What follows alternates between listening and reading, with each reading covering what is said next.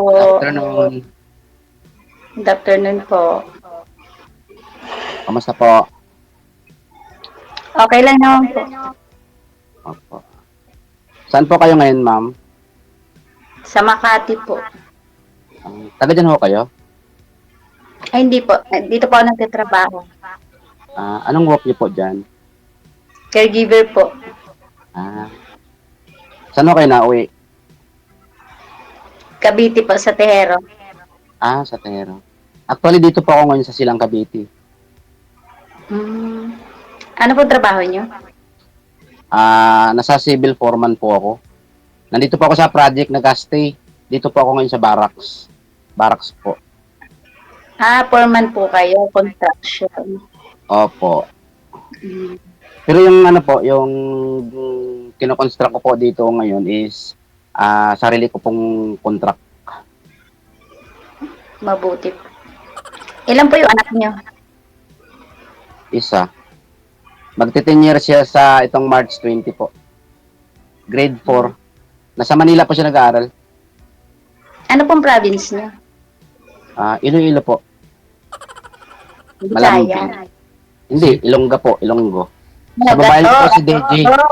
Sinong kasama ng anak niyo po, sir? 10 years old pa lang, dito na sa Maynila.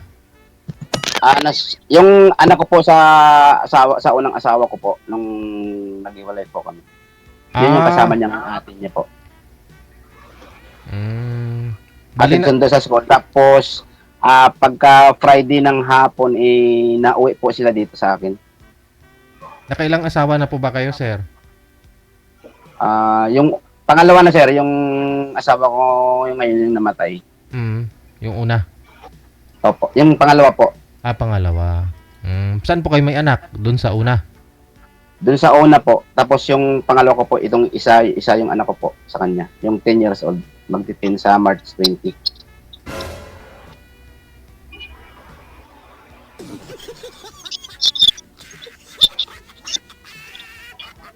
Ikaw po, ma'am, ilan ang anak niyo po? Dalawa po. Dalawa. Ilang years na po? Saan na yung asawa niyo pala? Iwalay po? May asawa na po, nasa Mindoro. Nag-asawa ng iba. Ilang years na po kayo hiwalay? 2009 po kami wala. Matagal na. Ako naman yung namatay asawa ko last year, 24, January 2. 2024. Opo. Tapos ng COVID. Opo. Ano naman siya? High blood po. Inatake po. Ilan taon na po pala kayo? 48 po. 40. Ikaw po, ma'am? 41 po. 41.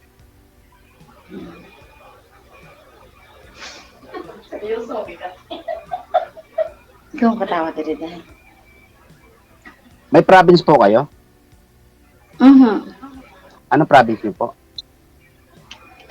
Leyte po. Leyte. Leyte. Tsaka Lubian Leyte, mga Waray. Kasi nakapagtrabaho po ako dyan sa Tacloban, na destino po ako dyan eh. Nung nasa company pa po ako.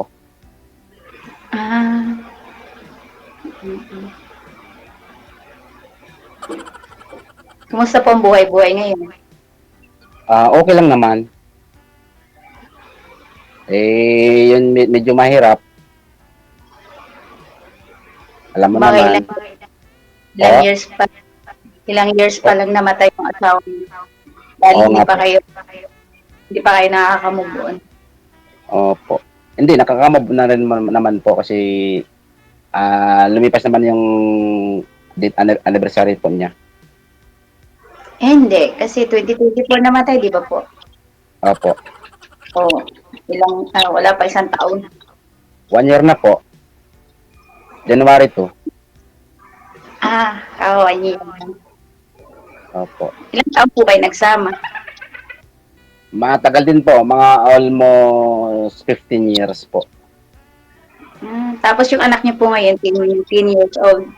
Opo, 10 years old po. Magti-10 siya sa March 20 po. Kaya matagal kayo nakapagna. Nakapagbuo. Mm-mm. Opo.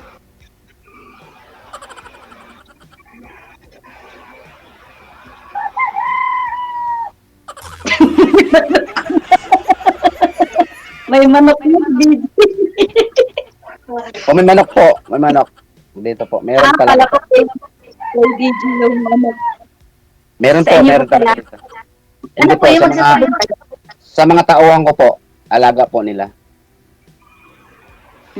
Kala ko po magsasabong kayo. Ay, hindi ho. Sa mga tauhan ko po, nag-aalaga sila ng manok. Mahirap po kasi yung magsasabong. Hmm. Bakit naman po nasabi niya mahirap? Yung papa ko magsasabong eh, tsaka kapatid ko. Oo. Kaya Mas pala nga, ginagatas pa yung manok. ginagatas. Ginagatas, sinasagin. Oo. May apple pa. Eh di marunong ka pala mag-alaga ng manok. Maglaga po. Marunong po maglaga. Maglaga. Okay. Alaga. Okay po yun.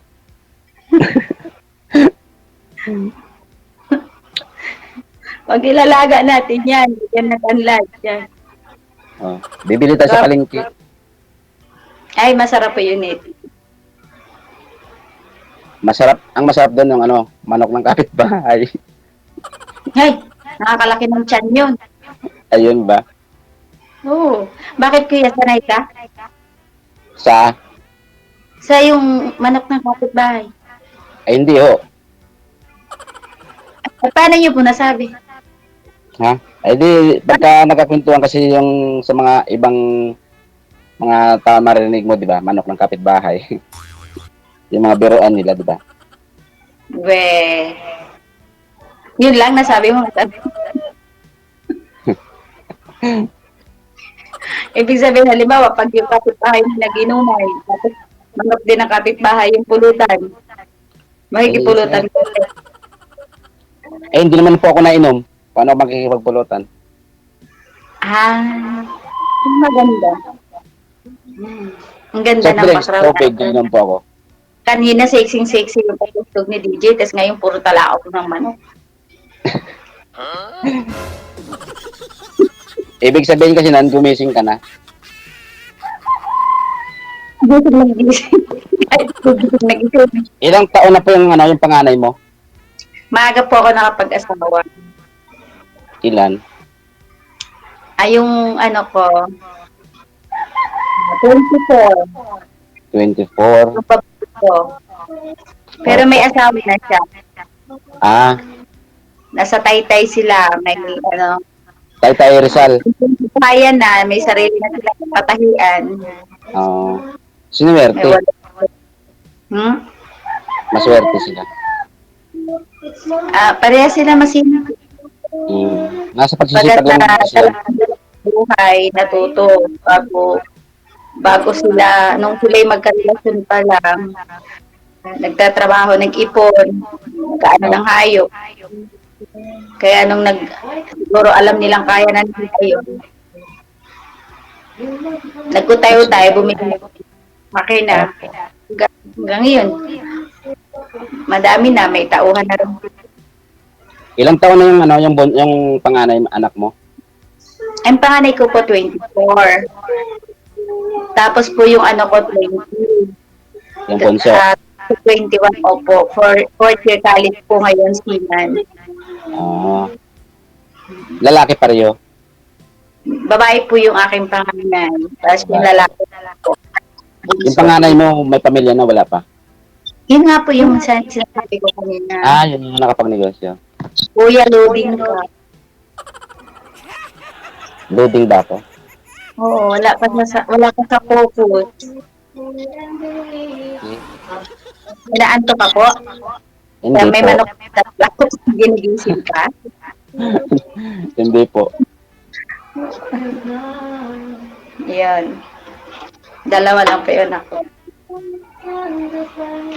Ay yung sino kasama niya sa bahay niyo din sa Cavite? Hindi, nasa, po siya, nasa Mindoro po, doon sa papa niya, doon nag-aaral. Nagpapadala-padala. Hindi, Kailangan. ikaw po, ma'am. Sino yung kasama nyo sa bahay nyo sa Cavite pag nauwi po kayo? Hindi, dito po ako sa trabaho. Stay in po kayo dyan. Ano kayo nauwi sa bahay nyo sa Cavite? Weekly? Monthly? Monthly. Monthly. So, tao sa bahay nyo, wala? Well, ate, Ay, ate, no? kapatid. So sila yung kasama mo dun sa bahay? Mm.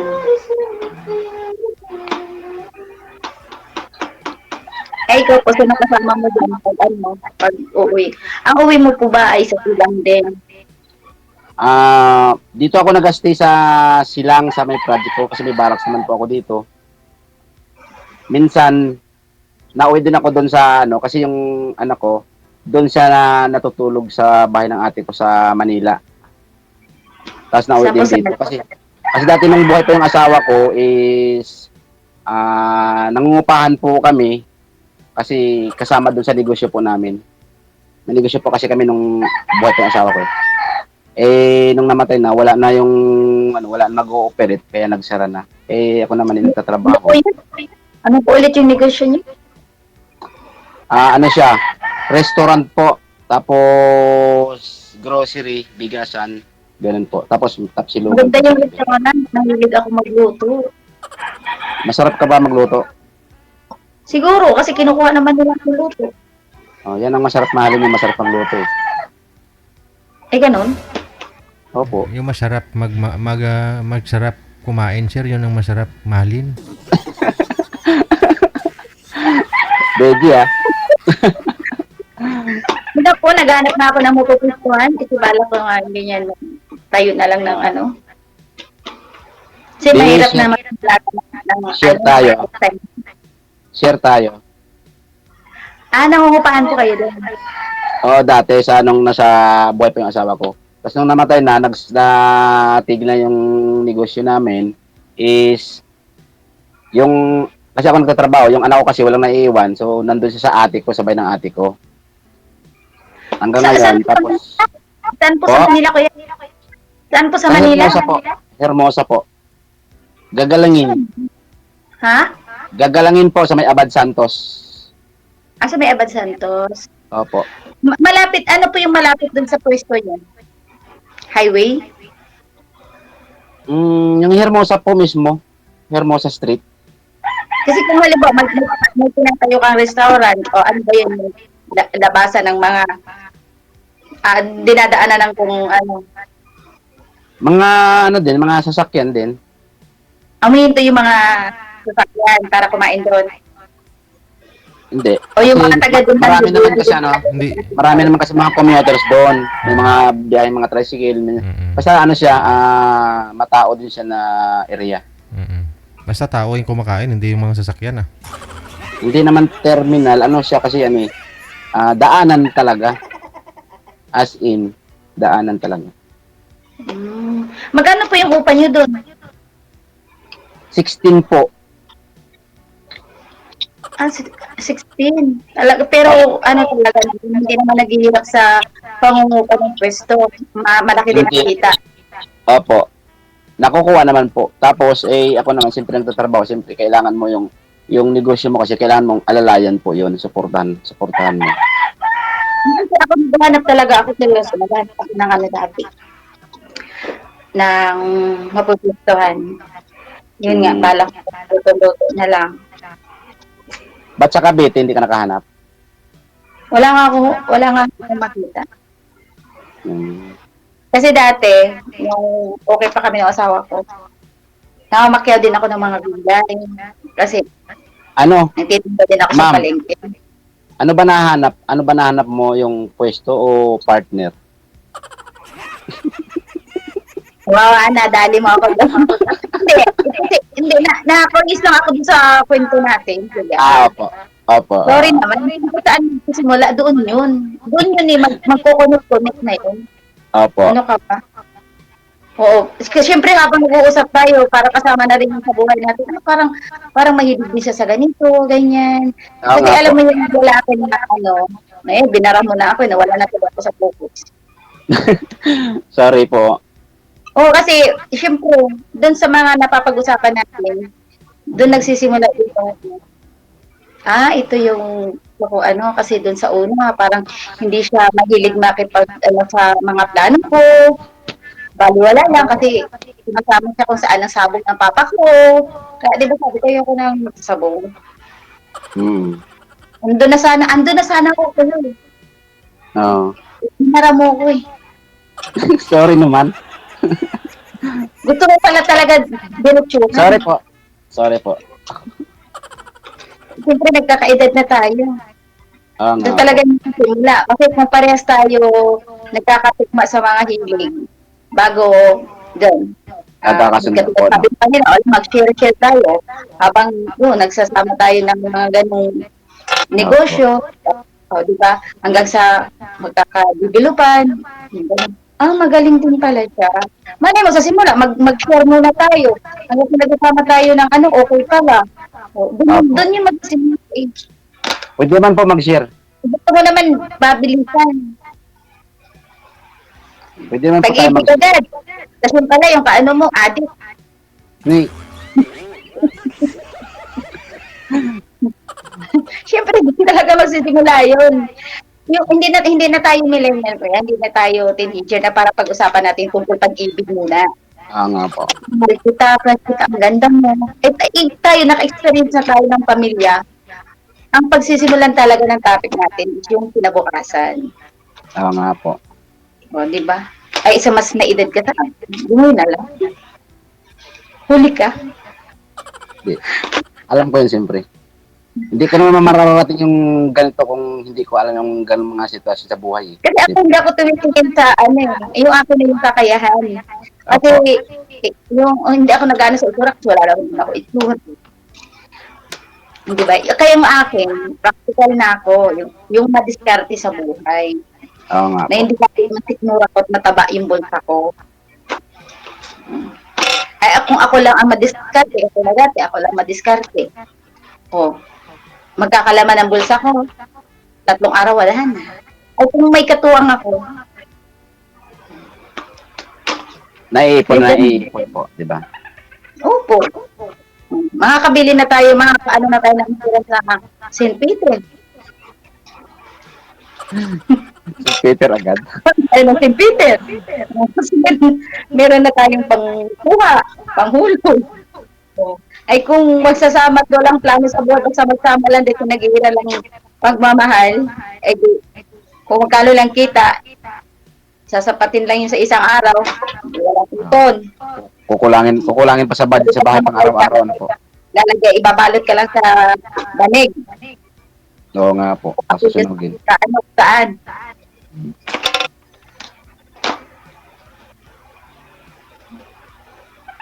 Para si Kuya, ano yung teenager? Gusto niyo yung mabilisan? Po? Para kang teenager, gusto mo yung mabilisan? Hindi naman po. Kakaliskisan mo sana muna, Kuya.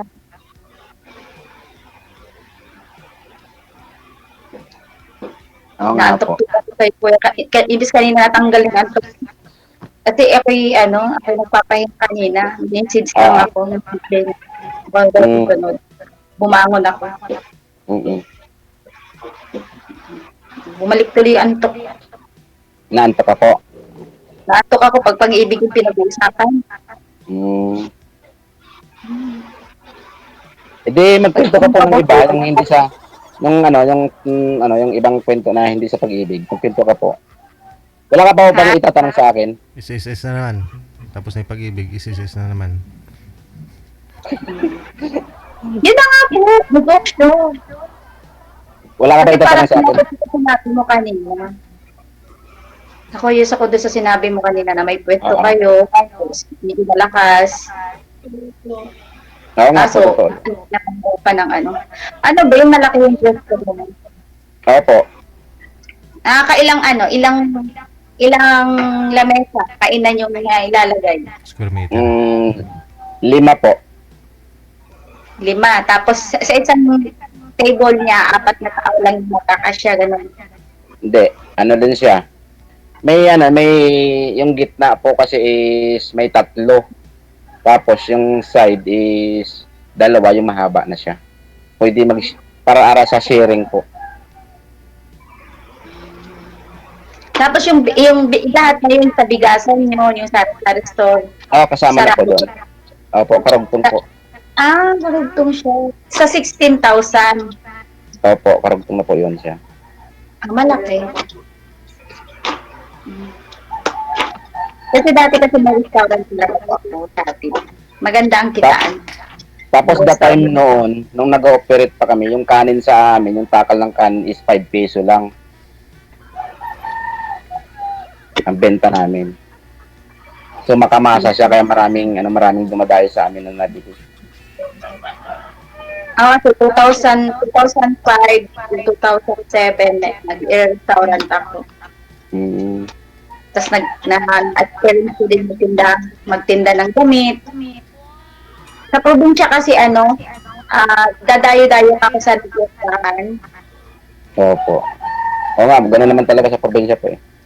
Oo. May trapal ka, may mga kahoy kandala namin yung trapal. Halimbawa, bali 4 days ko doon sa piyestahan. Opo. Pero naranasan ko dun sa na 8 bundle dala namin. Tapos ang naibalik namin, empty na lahat yung 7. Tapos yung pang-8 sako mga 1/4 na lang yung laman. Jackpot. Doon naman talaga sa kailangan sa buhay, pag malaman kayo masipag ka, lalabang ka ng patas, ganun lang naman talaga, importante. Tapos tinda-tinda ka ng gulay sa palengke, na-experience ko yan. Tapos yung magdadala ako ng tulo, pinapagpipagod sa may tubuhan dyan sa Batangas. Opo. Sa Palayan, nag-anak ko yan.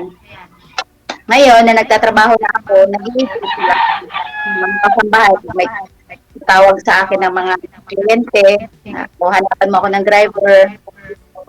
Tapos, kailangan ko ng caregiver, kailangan ko ng cook. Maraming tumatawag. Bali sa'yo na po kontak.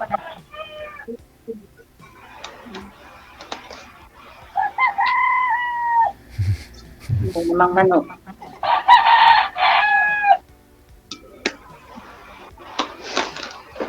Kumain ka na, kuya? Kanina pa po. Ay, merindala na pala to. Alas 10 na pala.